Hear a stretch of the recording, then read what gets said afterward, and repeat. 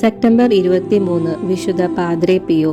നമ്മുടെ കർത്താവായ യേശുവിന്റെ കുരിശിലല്ലാതെ മറ്റൊന്നിലും മേന്മ ഭാവിക്കാൻ എനിക്ക് ഇടയാകാതിരിക്കട്ടെ എന്ന വിശുദ്ധ പൗലോസ് ശ്ലീഹായുടെ വചനങ്ങൾക്ക് ജീവിതത്തിൽ വളരെ പ്രാധാന്യം നൽകി ജീവിച്ച വ്യക്തിയാണ് പാദ്രേ പിയോ.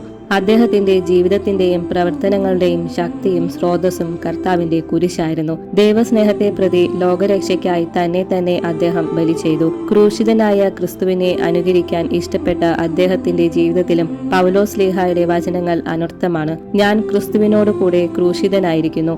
ഇനിമേൽ ഞാനല്ല ജീവിക്കുന്നത്, ക്രിസ്തുവാണ് എന്നിൽ ജീവിക്കുന്നത്.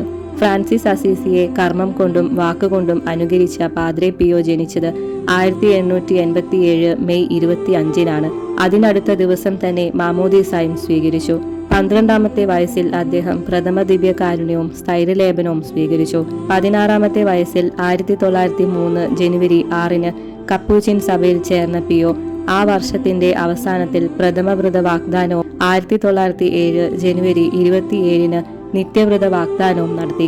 1910 ഓഗസ്റ്റ് 10-നായിരുന്നു അദ്ദേഹത്തിന്റെ പൗരോഹിത്യ സ്വീകരണം. ദൈവസ്നേഹത്താലും പരസ്നേഹത്താലും നിറഞ്ഞ പാദ്രേ പിയോ മനുഷ്യരുടെ രക്ഷയ്ക്കായി അക്ഷീണം പരിശ്രമിച്ചു.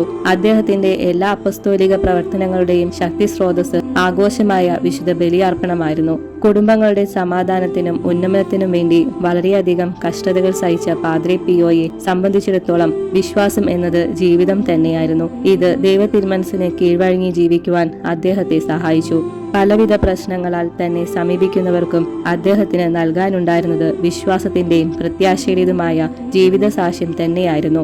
കുമ്പസാരക്കൂട്ടിൽ ദീർഘനേരം ചെലവഴിച്ചിരുന്ന പാദ്രേ പിയോ അനേകം പാപികളുടെ മാനസാന്തരത്തിന് വഴിതെളിച്ചു.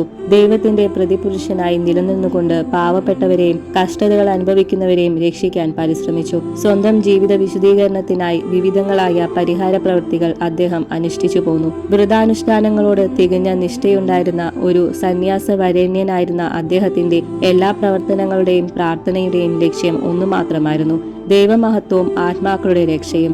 ജീവിത ലാളിത്യം കൊണ്ടും നന്മ കൊണ്ടും അനേകായിരങ്ങളെ ക്രിസ്തുവിലേക്ക് അടുപ്പിച്ച ആ പുണ്യാത്മാവ് 1968 സെപ്റ്റംബർ 23-ന് ഈ ലോകത്തോട് വിടവാങ്ങി. 2002 ജൂൺ 16-ന് വിശുദ്ധ ജോൺ പോൾ II മാർപ്പാപ്പ അദ്ദേഹത്തെ വിശുദ്ധരുടെ ഗണത്തിലേക്ക് ഉയർത്തി.